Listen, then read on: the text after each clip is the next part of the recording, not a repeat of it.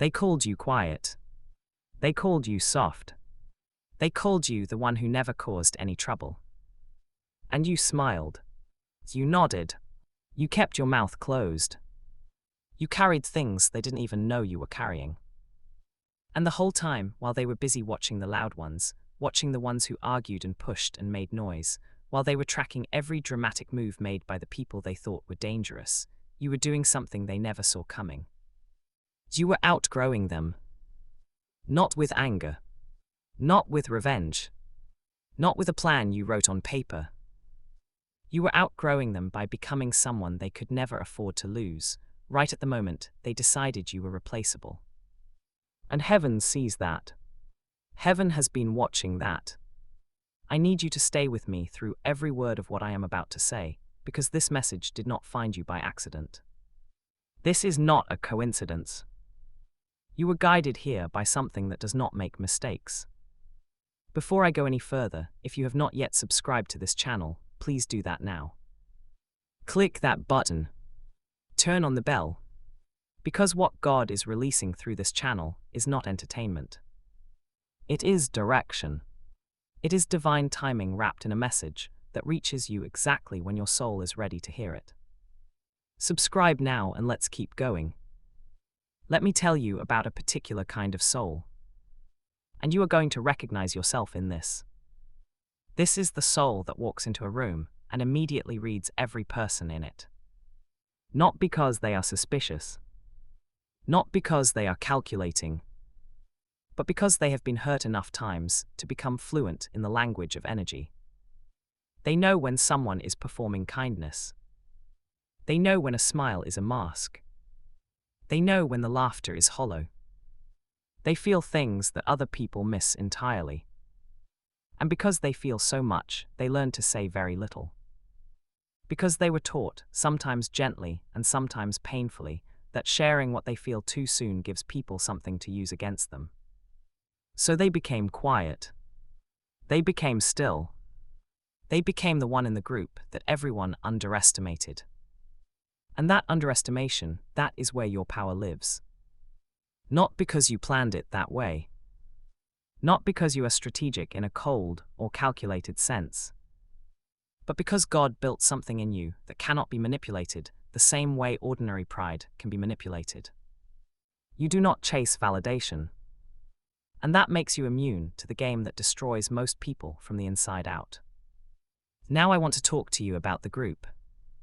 Because every single soul watching this right now has experienced some version of a group. Maybe it was a friend circle that slowly started leaving you out.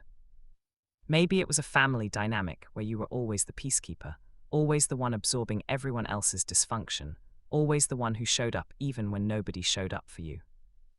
Maybe it was a workplace where the culture was built on who could outshine who, and you refused to play that game, and they mistook your refusal for weakness. Maybe it was a romantic partnership that had a whole social world attached to it, and when that relationship ended, the group chose sides, and the side they chose was not yours. In any version of this, there was a moment. A specific moment. When you realized the group was not what you believed it was. When you realized the warmth you felt was not being returned at the same temperature. When you realized that you had been giving something precious, your loyalty, your energy, your vulnerability, to people who were holding it loosely. And that moment broke something in you. Something you had worked very hard to trust. And here is what I need you to understand from the voice of heaven, speaking directly into your life right now. That breaking was not a punishment. That break was a graduation. God does not waste pain. God does not allow something to shatter in your life simply to leave you in pieces. The shattering is always, always, always the beginning of a reconstruction that could not have happened without it. You look harmless. That phrase. Sit with that for a moment. They looked at you and they looked harmless. They saw someone they did not need to take seriously as a threat. And so they were careless with you. They said things around you they would never say around someone they feared. They made decisions about you, about your role in the group, about your value, about your future with them, without consulting you, because they assumed you would accept whatever they handed you. They thought your gentleness was limited. They thought your patience was an absence of standards. They thought your forgiveness meant you had forgotten. And they were wrong about all of it. Your gentleness is discipline. It costs something to remain soft in a world that keeps trying to harden you. Your patience is not passivity. It is the ability to hold a long vision when everyone around you is reacting to the immediate moment. Your forgiveness is not amnesia. You remember everything. You simply chose not to weaponize it the way they would have. That is not a weakness. That is a quality that heaven only places in souls who are being prepared for something far greater than the environment that tried to contain them. Now let me show you how you destroyed the group. Not with malice. Not with a confrontation. Not with an announcement or a dramatic exit or a revenge plot. You destroyed the group by leaving. Or by changing. Or sometimes both at the same time. And the destruction did not happen the day you left. It happened slowly in the weeks and months that followed when they realized what was missing. When the one who always remembered everyone's birthdays was no longer there to hold the calendar of care. When the one who always mediated the arguments was no longer available to absorb the tension before it became destruction. When the one who always told the truth, even when it was uncomfortable, was gone, and suddenly no one was willing to be honest with each other. When the one who prayed for them, maybe silently, maybe without them ever knowing, stopped carrying them in prayer, and they felt a strange unease they could not name. You were the infrastructure. You were the thing holding the building together. And they never appreciated the foundation, because foundations are invisible. Until they crack. Until the building shifts. Until things start falling apart in ways that make no surface-level sense. And when they looked around trying to identify what changed, they could not pinpoint it immediately. Because they had already told themselves you were harmless. They had already filed you under irrelevant. And so they looked everywhere else first. They blamed each other. They blamed circumstances. They blamed bad luck. And some of them eventually figured it out. Some of them came back to you quietly, without quite admitting what they were really coming back for.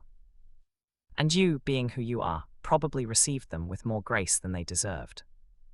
I want to pause here and speak to the grief in this. Because this is not a triumphant message, without sorrow woven through it. There is real loss in what I am describing. Even when you are the one who outgrew something, even when God is clearly moving you forward, even when the evidence is undeniable that where you were was not where you were meant to stay, there is still grief. Grief for the version of those relationships you believed in. Grief for the time you invested. Grief for the belongings you thought you had found. Grief for the home you thought you had built inside those connections. And heaven does not dismiss that grief. God does not stand at a distance from your mourning and say, well, this was for your good, so stop crying. No, God draws close to the broken-hearted. The scripture says it directly and without apology. He is near. Not watching from a distance. Not handling you through an assistant. Near. Right there inside the grief. Right there in the silence after the group chat went quiet. Right there in the moment you sat alone on a Friday night when you used to be somewhere with someone, surrounded by people you thought were your people. He was there. He is here. And he has not moved. If this message is reaching something real inside you right now, I want to ask you something. Not because the channel needs numbers, but because every soul who subscribes is receiving a covering. A connection to this stream of divine communication. Subscribe right now if you have not done it yet. Click subscribe. Click the bell. And know that every time a new message arrives on this channel, it is heaven's way of saying, I have not forgotten about you. I am still speaking. I am still guiding. Stay close. Let me talk to you now about who you are becoming. Because the destruction you caused in that group, unintentional as it was not just about them losing something valuable. It was about you discovering something you did not know you carried.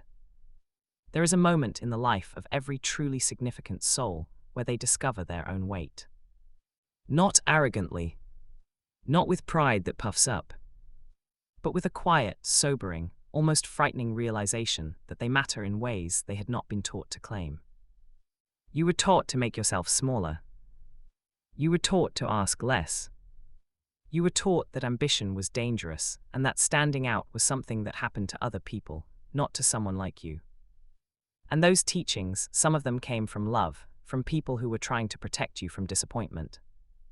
Some of them came from fear, from people who were threatened by what they saw forming in you. And some of them, this is important, some of them came from spiritual forces that understood your assignment and tried to get you to abandon it before it fully formed. Because there are forces in this world that specifically target quiet power. Loud power, obvious power, the kind of power that announces itself, that is easier to track and neutralize. But quiet power, the power that does not need to be seen to be effective. The power that persists even in invisibility. That is the power that heaven guards with a different level of attention. And that is the power that is inside you. Now, I need to tell you something that might be difficult to hear. Because part of what made you dangerous to that group, part of what made your presence so essential and your absence so destabilizing, is also something you have sometimes misused. You have sometimes hidden behind harmlessness. Not because you are cowardly, but because staying invisible felt safer than being seen. You have used your quietness not just as wisdom, but sometimes as avoidance. You have watched situations unfold that required your voice, and you stayed silent not out of patience, but out of fear. And I am not condemning you for that. Heaven's message to you is never condemnation. But it is a correction. Because the same qualities that made you irreplaceable are the qualities you are now being called to claim out loud. Not to become arrogant. Not to become the loud one who announces themselves. But to stop pretending you do not have something to say. Stop pretending you do not have a vision. Stop pretending that what God placed inside you is too small or too strange or too personal to share with the world. The world needs what is inside you. Not a polished version of you. Not a you who has resolved every question and healed every wound before speaking. The you right now, in this current state of growth and grief and transformation, that version of you has something to say that nobody else on this earth can say. And silence is no longer obedience. At this point in your life, silence is a form of withholding. Let me tell you what God is preparing for you. And I want you to listen to this not with skepticism, and not with desperate wishful thinking, but with the calm openness of someone who has already felt this shift starting in their spirit. God is preparing a new circle. Not a replacement for what was lost. A new circle that is built on a completely different foundation. The last group was built on proximity and habit and history. This new circle will be built on purpose. The people God is bringing into your life, some of them are already at the edge of your awareness. Some of them you have already met, but not yet recognized for what they will become. Some of them are being prepared right now, in their own season of breaking and reconstruction, specifically so that when they meet you, they will have the capacity to receive what you carry and give what you need. This is divine engineering. This is God functioning as the architect of a relationship. And He is very, very good at this work.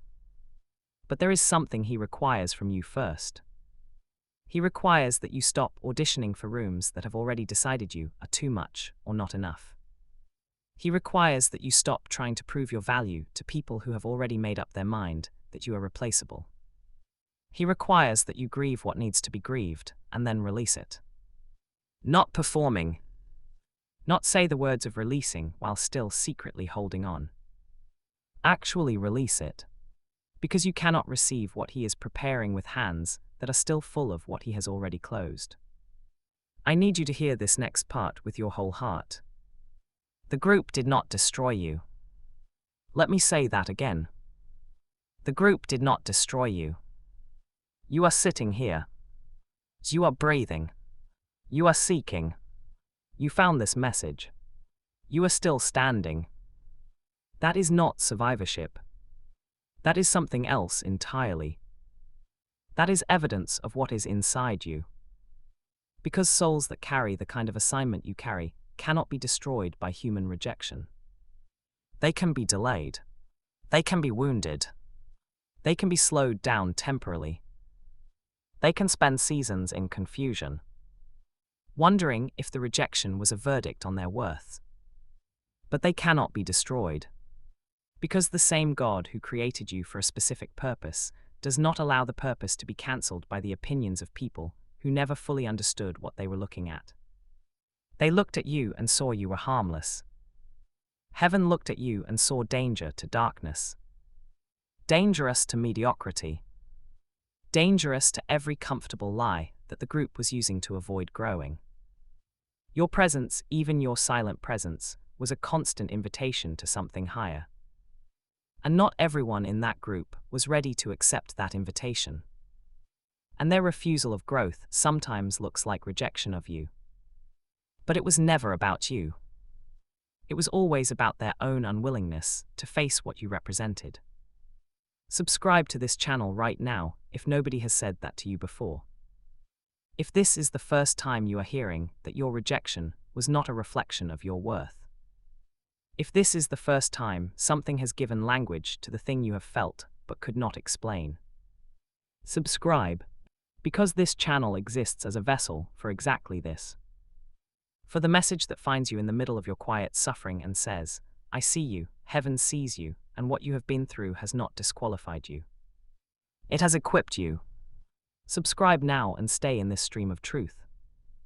Let me talk about the version of you that comes out of this season. Because this is what I see when I look at where heaven is taking you. I see someone who no longer apologizes for taking up space. Not because they become aggressive or demanding, but because they finally understand that shrinking was never serving God.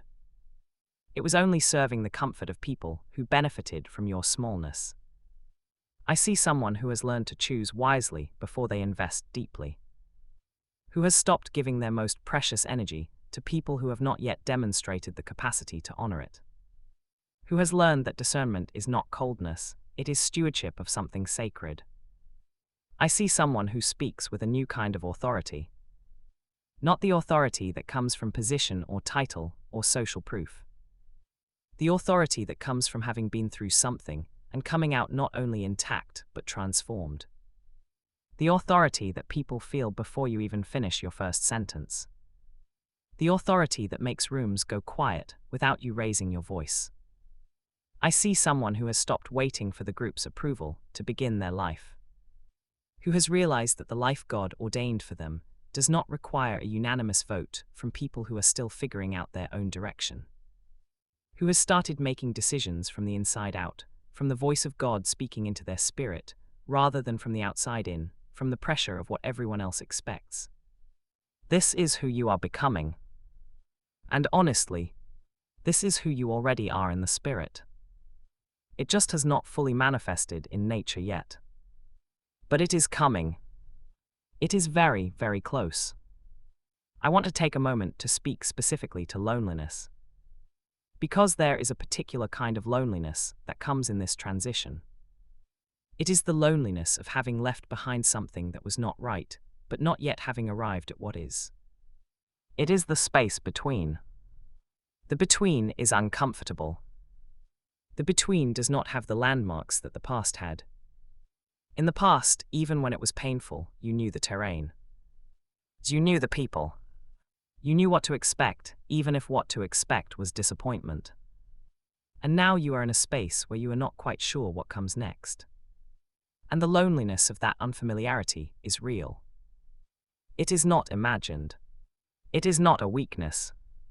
It is the natural experience of someone crossing from one territory of life into another. And heaven's message to you in this loneliness is not, it will be over soon, though it will be. The message is, I am here with you in the crossing. You are not alone in the between. The between is not empty. It only feels empty because you are looking for the kind of fullness that comes from human presence.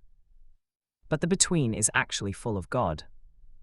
full of reconstruction, full of the formation of the next version of you, full of the quiet, hidden work that happens before the visible breakthrough. The seed does not experience germination as abundance. It experiences germination as pressure and darkness and strange movement in the soil. But something is happening. Something extraordinary is happening in the dark. And the between that feels like loneliness is actually the process of you coming fully into yourself before God releases you into the next chapter. Let me speak now about the divine union that God has prepared for you. Because this message is not only about what you survived. It is about what you are being walked toward. And among the things being prepared for you is a connection, or connections, that will feel different from everything you have experienced before.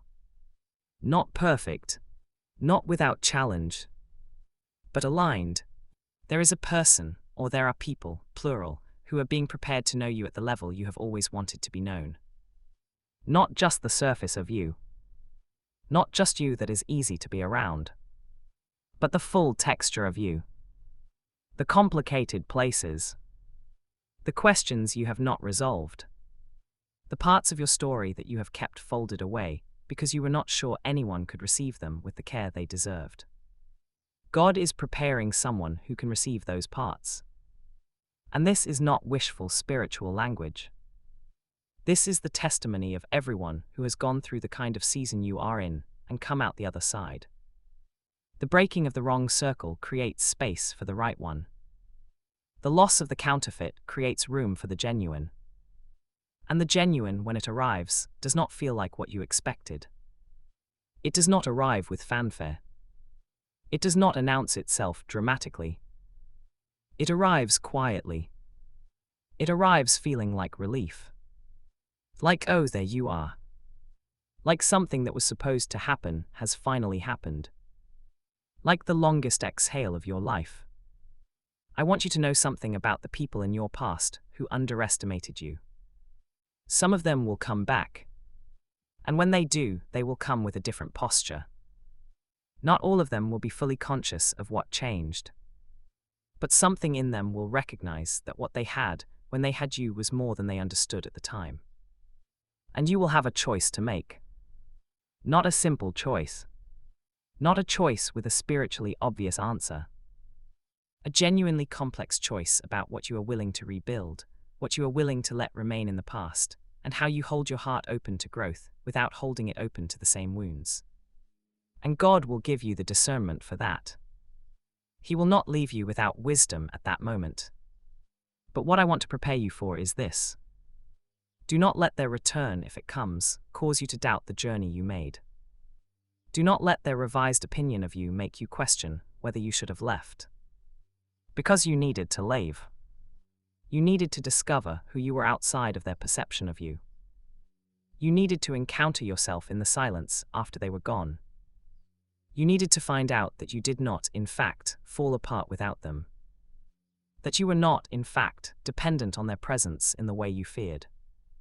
That you are, in fact, someone who can stand. Someone who can rebuild. Someone who can walk forward. Someone who can find new light when the old light goes out. If you have been watching this and feeling like this message was placed in front of you at the exact right time, I want you to do something right now. Pause for just a moment. Not to take any action outwardly. Just to acknowledge to God internally right now that you received this. That you heard it. That you are choosing today, not tomorrow, not when things feel more settled, but today, in the middle of whatever uncertain territory you are in, to trust that what He is doing in your life has not run out of purpose. To trust that the chapter that closed was not the whole story. To trust that the best part of your narrative is not behind you. To trust that harm was never the truth about you. And that the group, whatever group it was, did not have the final word. God has the final word. And His word over your life is not diminishment. It is an expansion. It is an elevation. It is the purpose that outlasts every rejection. This channel exists because someone needed to hear this. Not 1,000 people abstractly. Someone specific. You. If you have not yet subscribed, please do it now. Right now, before you move on to the next thing. Because this message will be followed by another one, and another one after that, and each one is another coordinate in the map that God is drawing for you through this channel. Subscribe now. Turn on notifications. Share this with someone who is going through the kind of silent suffering this message describes. Because sometimes the most powerful thing you can do for someone is put into their hands the words that say, "I see what you are carrying, and you are not too much, and you are not forgotten." Let me close with this. You walked into every room looking harmless. You sat quietly while they made their assumptions. You gave your best while they calculated your limitations. You loved people who were keeping a careful count of your usefulness. And then when it was time, when God said it was time, you moved. Not loudly, not dramatically. You just stopped making yourself available for what was no longer serving the person He is making you. And they felt it. Like a foundation gone quiet. Like a light that went out. Like the warmth that you only notice when the room turns cold. And some of them panicked. And some of them doubled down on not caring. And some of them watched quietly, almost admiringly, as you stepped into something they could see was bigger than what any of them had offered you. And through all of it, heaven has been watching. Through all of it, God has been with you. In the betrayal and in the grief, and in the lonely Fridays, and in the moments when you questioned everything you thought you understood about love and loyalty and belonging. He was there. He is here. And what He is building in you right now, through this season, through the loss of that group, through the silence of the between, through the quiet discovery of your own depth, what He is building is not a story about survival. It is a story about emergence. About the soul that looked harmless and turned out to carry something the world desperately needs. About the quiet one who, when they finally opened their mouths, changed the temperature of the room. About you. This is about you. And heaven says your time is not behind you. It is right in front of you. Walk toward it. Without apology. Without shrinking. Without waiting for permission from people who were never qualified to grant it. Walk toward it. Because the God who made you harmless in their eyes made you powerful in His. And nothing they decided about you has the authority to override what He decided first. Go. It is time.